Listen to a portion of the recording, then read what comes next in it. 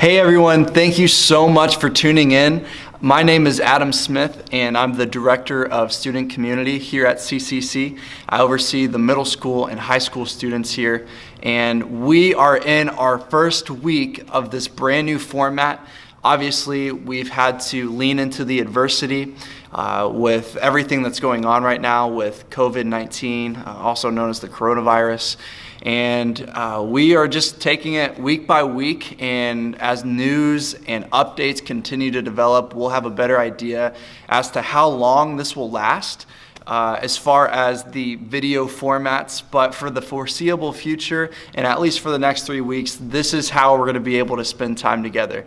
But I cannot wait for the message that God has placed on my heart for you today and next week and the week after that. I'm really stoked, and I hope that you are too. So if you have a Bible, feel free to pull that out. Also, if you have something to take notes with, whether that's your smartphone or maybe a journal or a notebook, whatever it is, I encourage you to pull that out right now and to get ready for the message. And the reason why I always encourage students and people in general to take notes during messages like this is because I believe that God so clearly can communicate to our hearts when His Word is presented. And what better way to remember what God is trying to communicate than through the messages that are presented? And I don't know about you, but I never want to miss a message that God may have for me.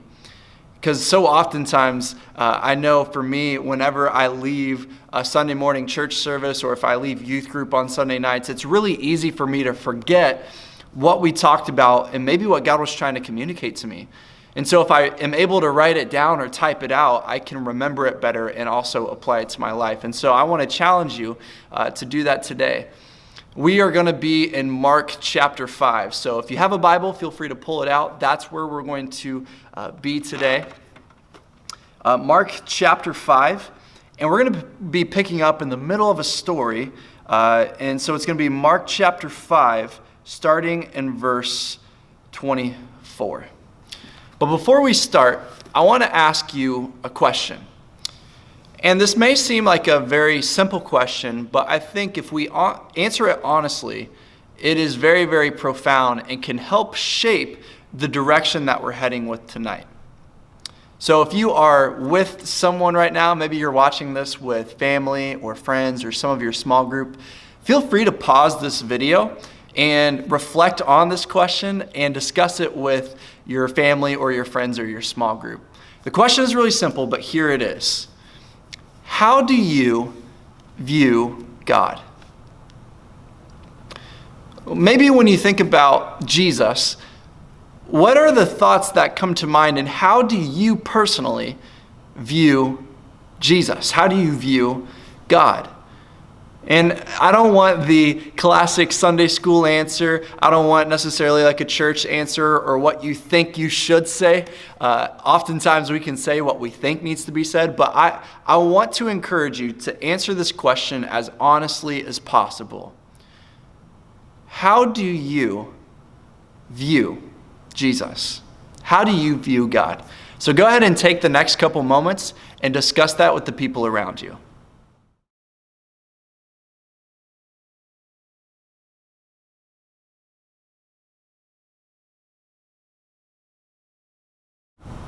I hope you were able to take some time and discuss with the people next to you. The reason why I asked that question is because the way in which we view a person, the way in which that we view things in life affects how we interact with it. Let me say that one more time. The way in which that we view something affects how we are able to interact with it.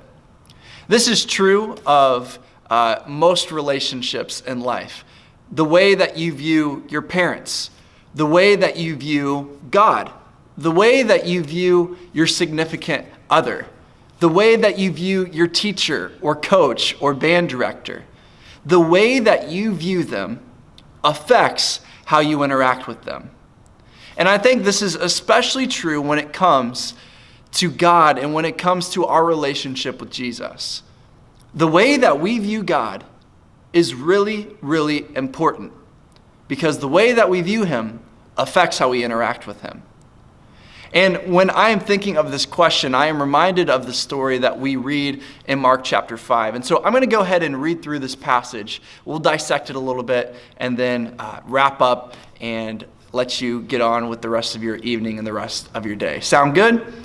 Awesome. So Mark chapter 5, starting in verse 24. Like I said, we are in the middle of a story. Essentially what has gone on is this church leader, the synagogue leader named Jairus, comes up to Jesus and he informs Jesus that his 12-year-old daughter is very, very sick and is dying.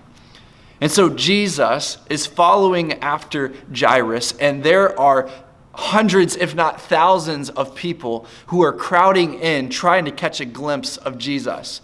Jesus is in the midst of his ministry. He's gaining popularity. He's gaining traction, and people want to catch a glimpse of him. And so when they see that he is in town, the crowds are piling in to catch a glimpse. And we are introduced to a person who wanted more than just a glimpse with Jesus. This person needed an encounter with him. So we read in Mark chapter 5, starting in verse 24. It says, so that Jesus went with Jairus. He's going to Jairus' house to check in with his daughter. A large crowd followed and pressed in around Jesus. So can you picture this? Like Jesus has just gotten off of his boat. There's crowds of people waiting for him. Jairus comes up. They have a little conversation. And as they're walking to his house, people are like scratching and clawing, just trying to catch a glimpse of this Jesus. And then we're introduced to this person. It says, a woman, we don't even know her name, was there. She was there in the crowd, and she had been subject to bleeding for 12 years. And this lady, I wish we knew her name, but she is in the crowd. She is amongst the hundreds and possibly thousands of people. And she's just trying her best and trying so hard to not only see Jesus, but hopefully have an encounter with him. Because we read in verse 26, it says that she suffered. Okay, she suffered a great deal under the care of many doctors and had spent all that she had. Yet instead of getting better, she got worse. So this lady, for 12 years, is under an extreme amount of anguish and suffering. She's tried everything. She's seen everyone she can. She's spent all that she has, and she's running out of options, and she's losing hope. But then she catches just a little glimpse of Jesus. She's heard some of the things that he's been able to do for other people, and so she thinks, maybe, just maybe, I can go see him. In fact, if I could just touch him, I may be healed. We see this is her motive. In verse 27, it says, when she heard about Jesus, all the things that Jesus was doing, she came up behind him in the crowd and she touched his outer garment. She touched his cloak because she thought, if I just touch his clothes, I will be healed. Immediately, her bleeding stopped and she felt in her body. For the last 12 years, she hasn't felt like this, but now in an instant, she was freed from her suffering. But then the tables turn. The narrative shifts just a little bit. It says, at once, Jesus realized that power had gone out from him. He turned around and in the crowds asked, who touched my outer garment? Who touched my clothes? And I love his disciples, man. You can always count on the disciples for some comedic relief. Because, think about this. They're in the middle of a crowd. The disciples in verse 31 say, you see all these people crowding around against you? And yet you asked who touched me? What do you mean? Like, people are chomping at the bit just to catch a glimpse of you. What do you mean, who touched me? Everyone is pressing in against you.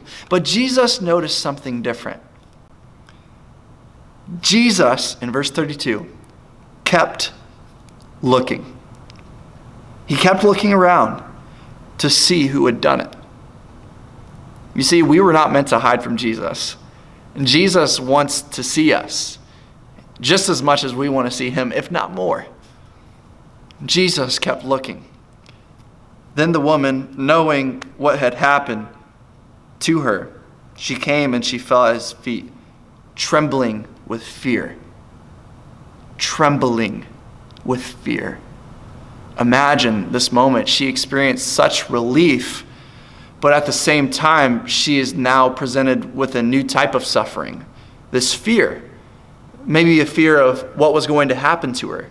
Was Jesus upset? Was Jesus not willing to heal her? Why is he turning around and looking for me? She was expecting the worst, but she ended up getting the best. You see, because she told Jesus the whole truth. She told her the whole entire story. And he said to her, daughter, not lady, woman, but daughter, do you feel the love and the warmth in Jesus' voice? Daughter, your faith has healed you. Go in peace and be freed from your suffering. There's a couple things that stick out to me in this passage. We could go through and dissect so many amazing things in this story. Next week, we're going to take a look at the story of Jairus. Jairus' story is sandwiched in between the two this story that we're going through right now. But there's a couple things that I just want to see and make note of real quick. The first one is this: Jesus is still present even in the midst of suffering. Even in the midst of anguish, confusion, the suffering, the questions. I mean, take it, for example, Jairus. His daughter is deathly ill.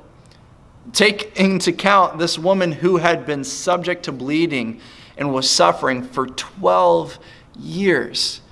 Even if we were to take an individual case profile of every single person in the crowd, I would venture out to say that there was a great amount of suffering or confusion in this crowd. But even in the midst of all of this, the thing that I'm reminded of is that God is still present. We can still have questions. There can still be really, really difficult circumstances going on in our life. But that doesn't mean that God has left us or forsaken us. Even in the midst of great suffering, Jesus was still present. And I can relate and resonate with that so much. I mean, we see what's going on in our world today. Some of us may not know the extent of it. Some of us are maybe really, really fearful. Some of us are like, I'm just happy school's out. But wherever you are, if you're going through really, really difficult things or life is pretty good, the thing that I want you to know is that God is still present even in the midst of your suffering.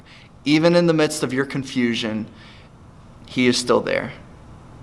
And we see this so clearly in this woman's story. And the second thing that I want us to think about is a question. Again, we started off talking about how do you view Jesus? Because the way that we view Jesus affects our ability to interact with him. The way that we view people affects the way that we are living life with them. The second question, though, that I want to ask you is this: what will it take for you to seek after Jesus? You see, for this woman, it took her 12 years.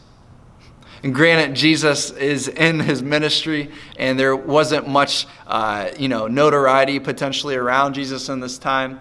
But I think I can understand what this woman is going through, because keep in mind, for 12 years, she is subject to suffering and bleeding.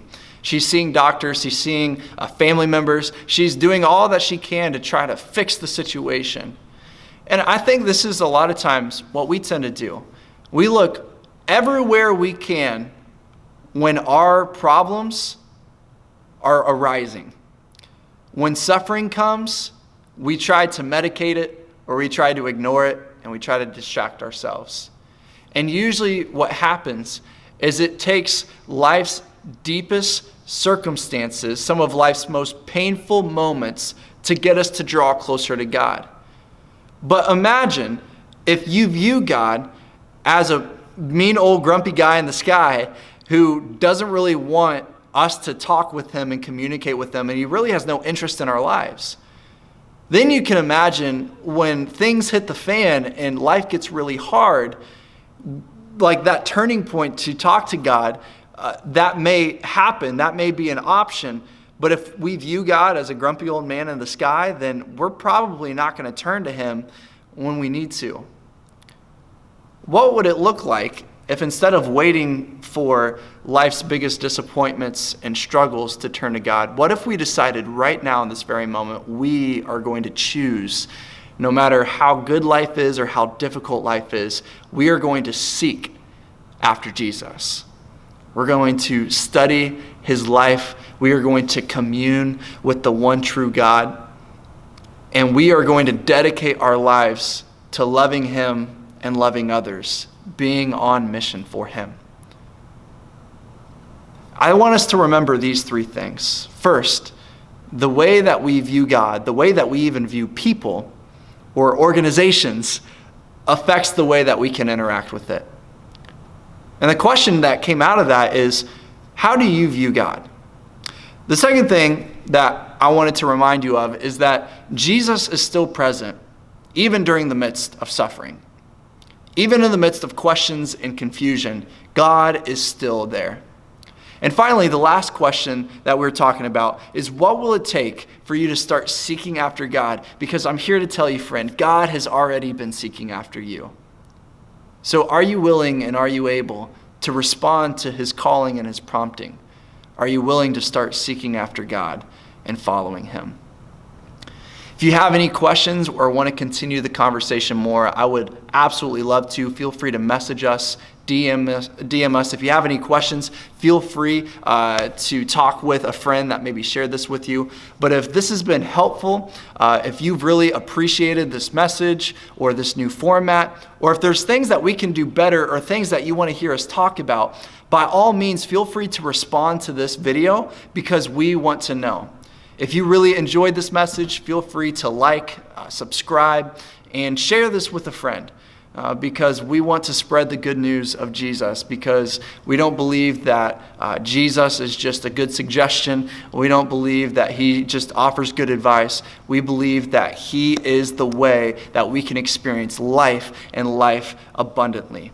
So with all that being said, thank you so much for tuning in. Let me say a quick prayer for you, and then I'll let you talk with your friends, family, or small group, and you guys can start to debrief and talk about the message and how God is speaking to you. So let me pray over you. Father, we thank you so much for today. Thank you for life. We thank you that you have given us today. Lord, in the midst of some very unprecedented times, God, it is so easy for fear and panic to creep into our minds and hearts. But I'm reminded, God, that you have not given us a spirit of fear. Fear is so normal. It is a natural human response.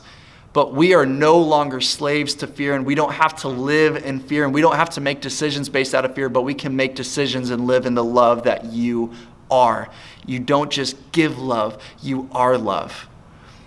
And God, in the midst of COVID-19, I ask that you would be with those who are on the front lines. Be with the doctors, be with the nurses, be with everyone that is being affected by this right now. May your presence be felt so tangibly during this time. And Jesus, we ask that you would continue to reveal yourself to us. We want to love you with all of our heart, soul, mind, and strength, and love our neighbor as ourselves. But we know that we love because you first loved us. Thank you for loving us and sending your Son to die on the cross for us so that we may be made right with you and so that we could experience life and life abundantly. We love you, Jesus. We ask this all in your name. Amen. Hope you guys having a phenomenal day and a phenomenal week. Stay safe, stay healthy. I love you guys so much.